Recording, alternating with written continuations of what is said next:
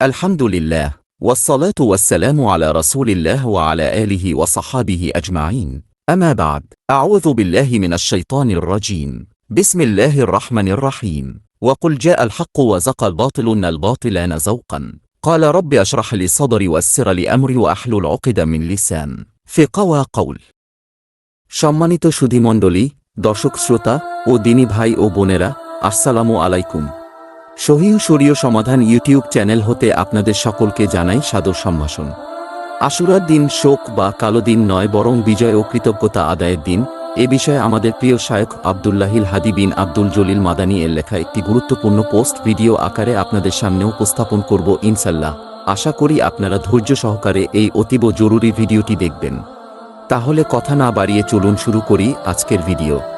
হাদিসের সুস্পষ্ট বক্তব্য, আশুরার দিন আল্লাহ তাআলা মুসা আলাইহিস সালাম ও তার অনুসারী বনি ইসরায়েলকে ইতিহাসের সবচেয়ে বড় তাগুত, নিজেকে সুউচ্চ রব দাবিদার অহংকারী শাসক ফেরাউন এবং তার বিশাল সেনাবাহিনীর কবল থেকে রক্ষা করেছিলেন, যার প্রেক্ষিতে কৃতজ্ঞতা প্রকাশার্থে মুসা আলাইহিস সালাম সেদিন রোজা রেখেছিলেন। তার ধারাবাহিকতায় আমাদের নবী সাল্লাল্লাহু আলাইহি ওয়াসাল্লাম এদিন রোজা রেখেছেন এবং তার উম্মতকে রোজা রাখার নির্দেশনা দিয়েছেন।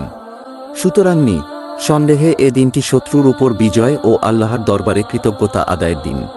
হ্যাঁ, ইতিহাসের এক ক্রান্তি লগ্নে ৬১ হিজরির এ দিনে হুসাইন রাদিয়াল্লাহু আনহু নির্মমভাবে হত্যাকাণ্ডের শিকার হয়েছিলেন।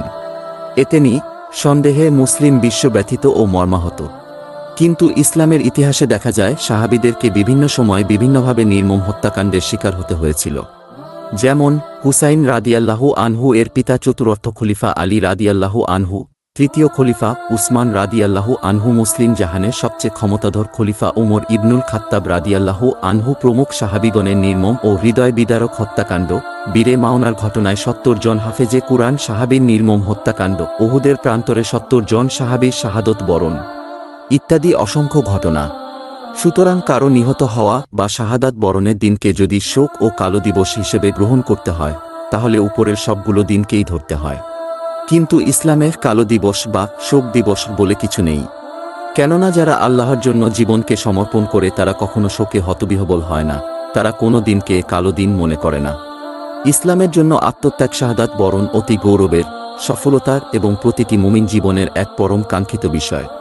সুতরাং আসুন শিয়াদের কণ্ঠে কণ্ঠ না মিলে এবং তাদের দেখানো অভিশপ্ত রাস্তায় না চলে মিথ্যার উপর সত্যের বিজয়ের দিনে, ফেরাউনের মতো তাগুতের পতনের দিনে, মুসা আলাইহিস সালাম ও তার অনুসারী বনি ইসরায়েলের আনন্দের দিনে, আমাদের প্রিয় নবী সাল্লাল্লাহু আলাইহি ওয়াসাল্লামের অনুসরণে আল্লাহর কৃতজ্ঞতা আদায়ের অংশ হিসেবে আশুরার সিয়াম পালন করি এবং এর মাধ্যমে আমাদের পূর্বের ১ বছরের গুনাহ মোচনের জন্য চেষ্টা করি।